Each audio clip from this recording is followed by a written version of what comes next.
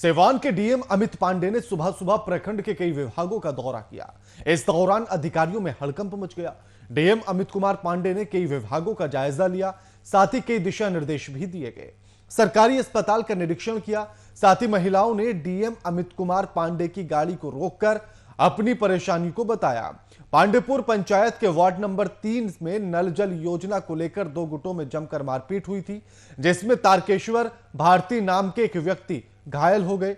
DM Daraunda अस्पताल का जांच करने पहुंचे, यह मामला सामने आया। डीएम सिवान ने इस मामले में जांच करने के आदेश दे दिए हैं। जिलाधिकारी साहब निरीक्षण पर निकले थे, जायजा लेने निकले थे, जहां बीच में ही कुछ लोगों ने उन्हें रोक लिया और उनको अपनी परेशानी बताई। नल जल योजना के तहत यानी कि नल जल योजना को लेकर दो गुटों में जमकर मारपीट हुई।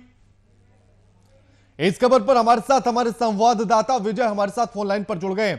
विजय, दो गुटों में मारपीट हुई और आज डीएम साहब जब जा रहे थे अपने निरीक्षण के लिए, जायजा लेने के लिए, तो ग्रामीणों ने उन्हें रोक लिया, स्थानीय लोगों ने उन्हें रोक लिया और उन्हें ये सारी परेशानी बताई।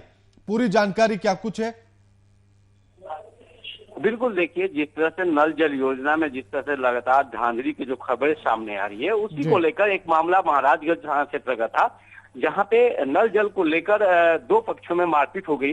हालांकि मारपीट के बाद जो घायल था वो महाराजगंज के पीएचसी में इलाज कराने के लिए पहुंचा था, लेकिन उनका इलाज सही टाइम पे सही समय पे नहीं हो रहा था। लेकिन उसी दौरान सिवान के जो डीएम है वो निरीक्षण के लिए निकले हुए थे महाराजगंज क्षेत्र में, लेकिन अचानक जब सदर अस्पताल के तरफ बढ़ना शुरू किए तो रास्ते में ही जो घायल व्यक्ति थे और उनके परिजन सड़क पे ही ड्रामा शुरू कर दिए और ये डीएम साहब से गुहार लगाने लगे कि डीएम साहब हमारी इलाज नहीं की जा रही है और हमारे साथ मारपीट हुई है। हालांकि ये तमाम बातें जब डीएम साहब ने बखूबी से सुनना वहां पे शुरू कर दिया और उसके बाद तुरंत उन्होंने ऑन स्पॉट जो घायल व्यक्ति था उसको सदर अस्पताल भेजने का काम किया और इस पूरे मामले पर वहां के अधिकारियों पर जांच करने की बात कही और साथ ही जो नल जल योजना को लेकर जो मारपीट हुई है उस पर भी जांच करने की बात कही है। जी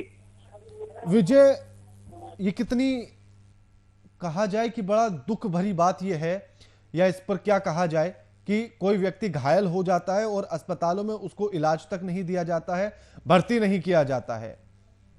फिर कैसे यकीन किया जाए कि हिंदुस्तान में लोकतंत्र है, या कैसे यकीन किया जाए कि सबके लिए कानून एक है, सुविधाएं एक है।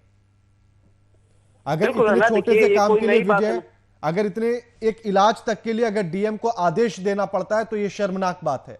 विजय, शर्मनाक बात है और खास करके ये कोई नई बात नहीं है। खास करके सिवान के कोई भी पीएचसी का बात किया जाए तो ये जो जांच की बात किया जाए ना, तो ये वाकई में जो स्थिति जो देखने को मिला, आमतौर पे डेली देखने को मिलता है, लेकिन जो जिला के अधिकारी महोदय हैं, डीएम साहब हैं, उन्होंने अपने आंखों से देखा, तब उनको ये कहा जा सकता है कि उनको ये यकीन हुआ कि वाकई में जो अस्पताल है या फिर अन्य पीएचसी है वहां पे जिस तरह से लोगों को इलाज किया जाता है, यानी इलाज के नाम पे खानापूर्ति किया जाता है। साफ तौर पे कहा जा सकता है कि कैसे भी डॉक्टर अपनी जिम्मेवारी छोड़ाते हैं और जिम्मेवारी छोड़ने के बाद उन्हें कहते हैं कि यहाँ से सिवान रेफर किया जाए। जो छोटे छोटे पीएचसी अस्पताल हैं, जैसे मैं आपको बता दूं कि महाराजगंज में जो एक अस्पताल है वहां से सिवान रेफर किया जाता है और डॉक्टर अपना जिम्मा छोड़ा लेता है कि ये गंभीर मामला है, सिवान ले जाइए। और सिवान भी आने के बाद उस मामले को कहा जाता है कि बहुत गंभीर मामला है, इसे पटना ले जाइए। लेकिन तो ये साफ तौर पर कहा जा सकता है कि डॉक्टर जो है वो अपना जिम्मा छुड़ा लेते हैं और उन्हें उससे ये कहा जा सकता है कि छुटकारा पाने के लिए वो रेफर